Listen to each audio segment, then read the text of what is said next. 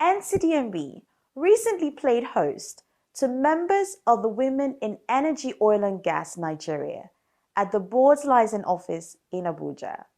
Don't go away.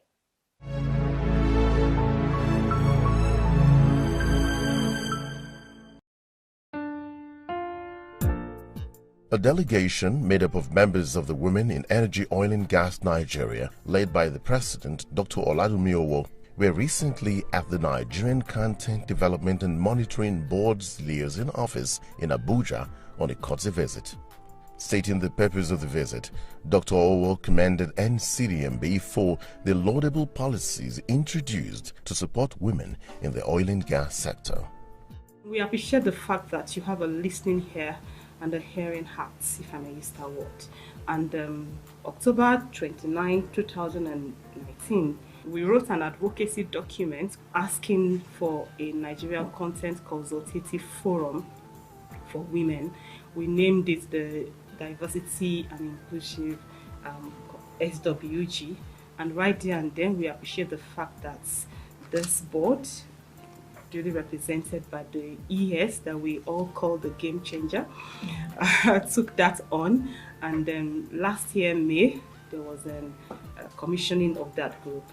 That is very, very close to our hearts. Secondly, we also acknowledge the fact that 2018, there was an event hosted by BOI and Business Day, and they were talking about the NCI fund. And one major issue and concern that came up was the fact that we do not have a particular portion of that fund earmarked for women, and we all kept talking and talking and talking. And again, this honorable board took that up, and last year you also gave us a very good chunk and a very good portion of the NCI fund to be used by women-owned businesses. We also like to appreciate all that you've done in the nation. So we sit here with all my other team and we say a big thank you, and we give a very big applause to the Nigerian Content Development Board. Welcoming the delegation, the Executive Secretary Ncdmb, Engineer Simbi Kasiwabote, commended women for creating a forum to advance their cause in the oil and gas industry.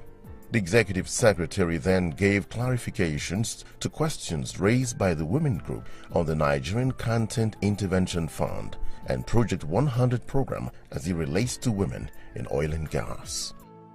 I think it's very important to know our role and some of the advocacy and what's expected of us.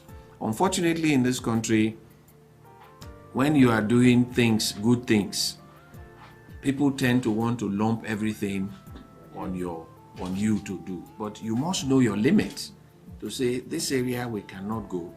That's why when we formed the NCCF for the Diversity Women Group, it is for those in energy business and oil and gas. We didn't form it because it's the Beijing conference. No.